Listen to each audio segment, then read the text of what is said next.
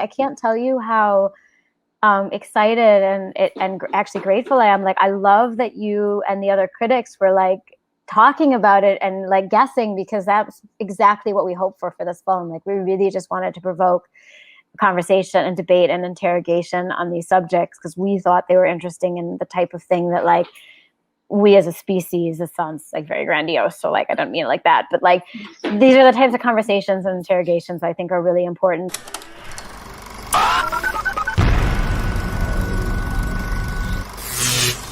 Hello and welcome to a brand new episode of Pop Culture Planet. I'm your host, Kristen Maldonado, and today we're speaking with Kelsey Egan, the director and co-writer of Glasshouse, a new film that premiered at Fantasia Film Festival that has so much to dive into, so many incredible themes of ritual, tradition, family, all set in a dystopian fairy tale-like setting. It was so much fun speaking with Kelsey and just getting a chance to dive even further into these themes, so I hope you enjoy. I'd love to hear, where did the inspiration for Glasshouse come from? Great question. Not the pandemic. Is the answer. No, I think people assume that it is pandemic influenced, and we were writing during South African lockdown, but the original concept was actually conceived before we had any idea of the impact that COVID was going to have. So myself and Emma DeWitt came out of 2019 both like a little bit shell-shocked. She'd had a show that she had worked all year on that she'd shot, that at the last minute there was some internal reshuffling in channel, so the show got called. And then I had a feature that I was gearing up to shoot, and at the last minute the finance, one portion of the finance fell away. So we were exiting 2019 in sort of a dystopian mood as it was. And we realized we had an opportunity to pitch to MultiChoice for some grounded sci-fi content that they'd indicated they would be open to working with me on.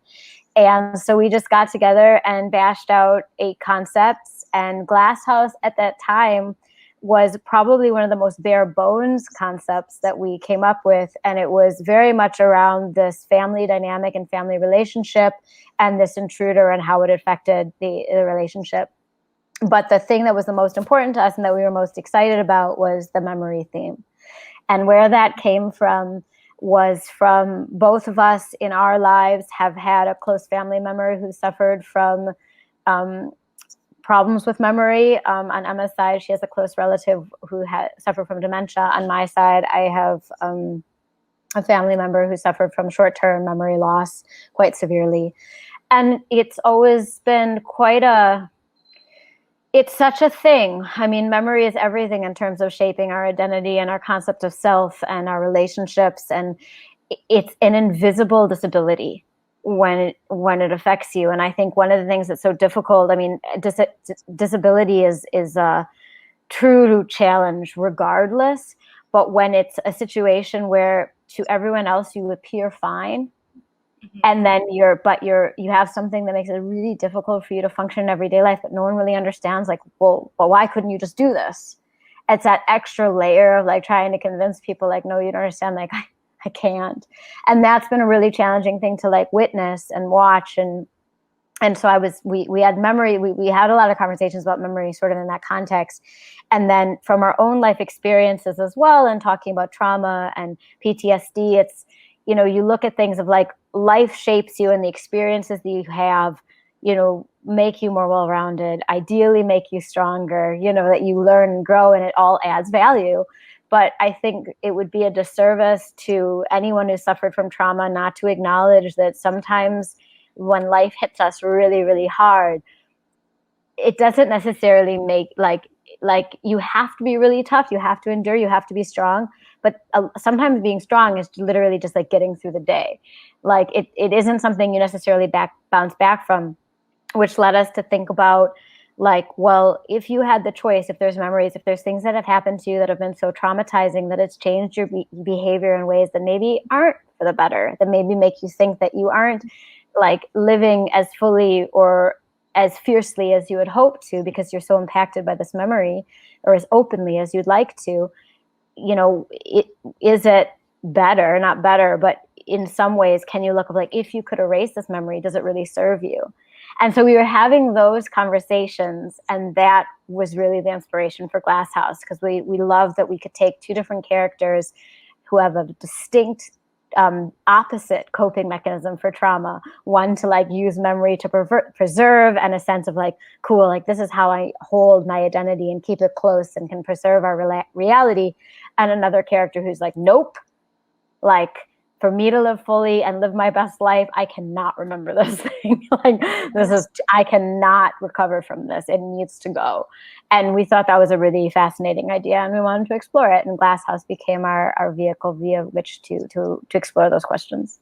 Wow, that's incredible. I mean, it was so fascinating, and just hearing you kind of explain a little bit more of like what inspired. I'm like, you can really see all of that coming through, and it's just so interesting. And also, just that idea a little bit of like, memory isn't perfect. Like no, Dr. Evie, who thinks she like is the one that like remembers everything. Like when you kind of get to that very, very last moment with Gabe, it's like maybe nobody remember anything correctly here, And I was like, that like shocked me that moment. And I don't know if you'd be able to talk about that a little bit. Thank you. I'd love to. So the idea of everyone being an unreliable narrator was obviously key to this film, and we wanted it to be a slow reveal. That like, wait a second, actually no one knows for sure. Like you're so sure of what your reality is. You're so sure of your perception of things, and then slowly like little like cracks in the glass, so to speak, of like, wait a second, actually. And I think that's really true for everyone's life experience. Like we all have our own stories. We have our own perception and interpretation of events and realities. Of truth. And I think like one thing that's been quite sobering over the last year and a half, or maybe a little longer, is we're sort of in this like very strange post-truth era where all of a sudden we're having like debates about different camps who have different definitions or interpretations of a present reality of what truth is. And that's been really disconcerting, because truth was always something that I knew was, everyone always has their own version of reality to an extent, but I always thought there was some core fundamental truth that everyone could agree on. And I feel like now more than ever, like that's sort of like, oh, this is a bit awkward. It seems like things that I really thought you could count on, a lot of people don't have the same confidence, right? And I think that's been that was definitely something that contributed to the themes of the film. But I think we shape our own narratives in a lot of ways. And I think like, it's like you go to therapy, right? And like your therapist is like, well, is the narrative that you've built around this personal experience you've had really the healthiest narrative to allow you to cope with what has happened or whatever? And oftentimes the answer is no. Right. But it's the way that you felt or experienced the event. And it's really difficult to revise that. Right. But sometimes those revisions are necessary to be able to move on or to cope or whatever. And in Glasshouse, we have a family that crafts a narrative, whatever narrative they think is necessary or best for survival at that time with that particular dynamic of individuals. And one of like Evie's, spoiler alert, but one of Evie's major character arcs over the course of the film is realizing that you can't hold on to everything. And that sometimes like some of the decisions she makes that are the most like, whoa, like that was quite a hectic decision to make, was with an eye of like, if I am going to slightly revise the narrative for the greater good, what should that narrative be? And what does that mean that I need to be open to that I wouldn't initially have chosen for myself or the family if if things had worked out a little differently. And I think like that, all of these things were just debates we're having like through the whole writing process. And it's really just our own sort of philosophizing about life and choices and living in a world where a lot of times things happen to you and you have to figure out the best way to cope, both internally and externally, to just survive in the best way, but also live the best life that you can live, like in terms of being open to others and have love to give and all of those things. And it's scary to think that so much of that can be rewritten according to perception. And to what extent does that matter? This is stuff like I can have drinks and like talk about for hours, And so like it was sort of like all this like more philosophical questions about life and coping mechanisms and responses to drama that we were exploring these questions in the film. And there's no right or wrong. Like all the characters do things that are questionable, but I hope that if there's one hope I have, and what we really tried to aim for, is that you couldn't villainize anyone, where everyone is like very, very human and has their tragic flaws or their faults, but everyone is doing their best to cope in circumstances that are difficult, and that's really life, right? Me and several other critics were just going back and forth of like, okay, what do you think that meant? What do you think that meant? Really? Like making theories, and so I was like, I'm so glad I get to speak with you and find out your yes, I love that. Like this is definitely the kind of film that we love to just be like, oh my God, did you see that? That means something, and I think something else that, really stood out to me was just that kind of idea of maybe like a society or family type of unit kind of being more important than everything else going on, keeping that like tradition to stay kind of, which is also a bit problematic. Yeah, because it was so interesting that, like, I mean, when you kind of look back, it's like maybe none of these people are even really related at all in any way, and they're just all have come into this situation because they needed something stable to be like, hey, this is my role, I'm playing this part because that's the only thing that'll keep me sane in this pandemic situation. And I think like the power of family or the power of belonging is not to be underestimated for our species. Like I think we're such social creatures, and we like, we evolved to best suit a hunter-gatherer society where you relied on a close-knit family group for your survival, essentially, right? And relationships are so important because it's survival driven. And I think when the world is super scary and you can count on so little and you lose yourself so easily, those fundamentals become even more important, like something to hold on to, something to be able to count on, even if it is a story you're telling yourself to feel like you have something that isn't going to slip through your fingers when everything else has slipped away. And that I think is like such a relatable, I mean, maybe more now than ever after the pandemic, but like, I think it's a very human trait to turn to like the security or safety of something you can count on when everything goes to hell. And that really the world that they've created in this, very fragile sanctuary is just across the board survival mechanism to cope. But another thing that's sort of worth mentioning, and you kind of hit the nail on the head when you said that like they're choosing the family unit and these rules and the structure over everything else, is this film in a lot of ways is sort of a subtextual allegory for colonialism, because it's like they're like in this like insane Victorian structure. There's this veneer of perfection, or that they're living the right way, but there's a lot of rot underneath and blood on their hands to achieve that, right? There's a lot of things like and defining everyone on the outside as other and whatnot, and that in itself is inherently problematic, right?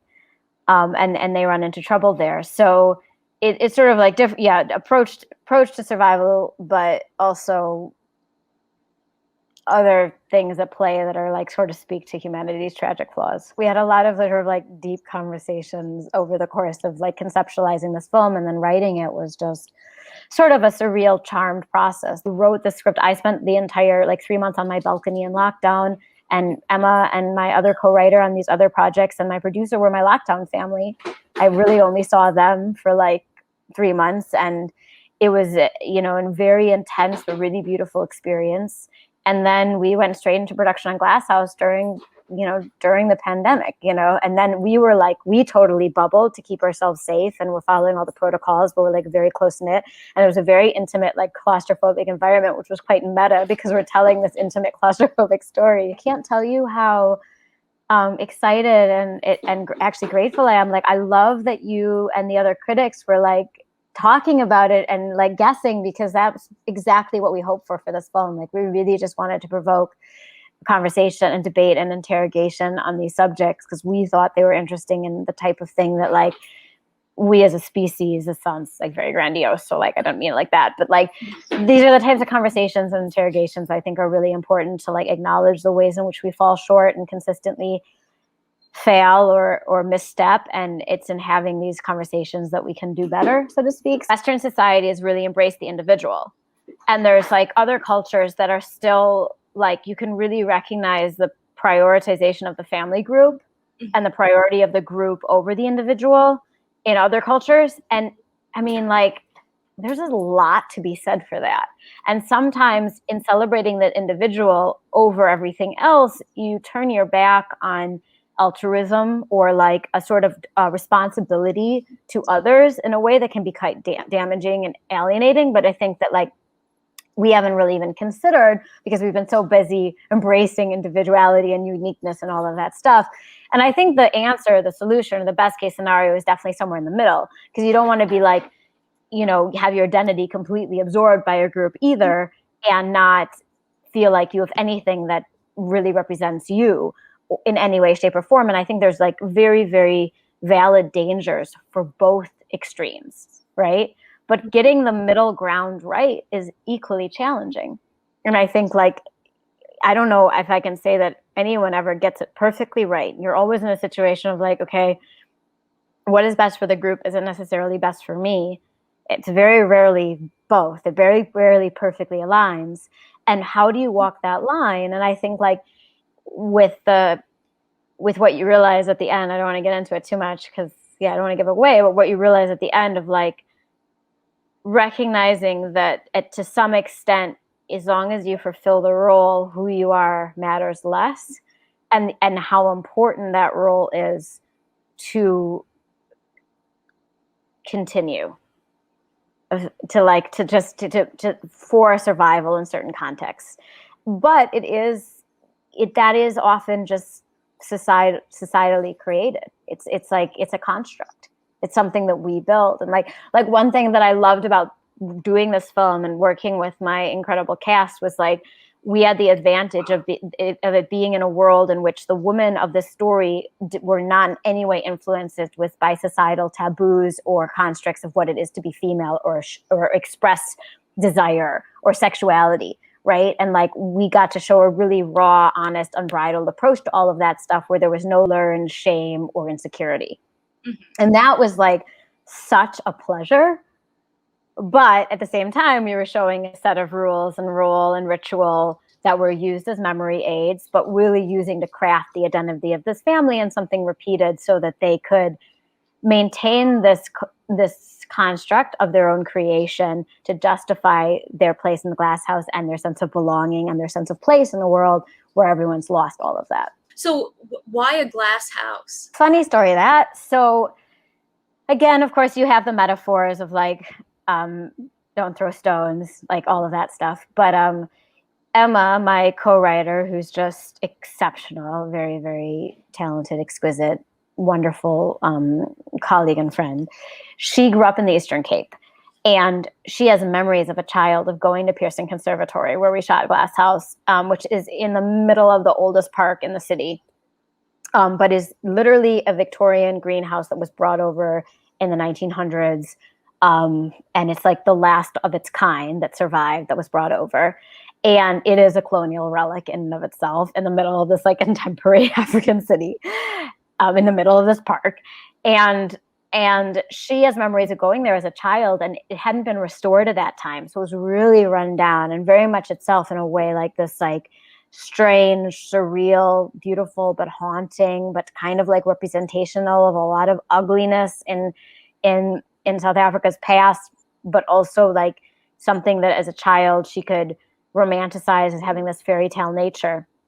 And we knew that we wanted to shoot these projects or at least one of these projects in the Eastern Cape, but we really wanted to like support the Eastern Cape because there's a lot of talent there, but oftentimes it's underutilized as a location and shooting destination.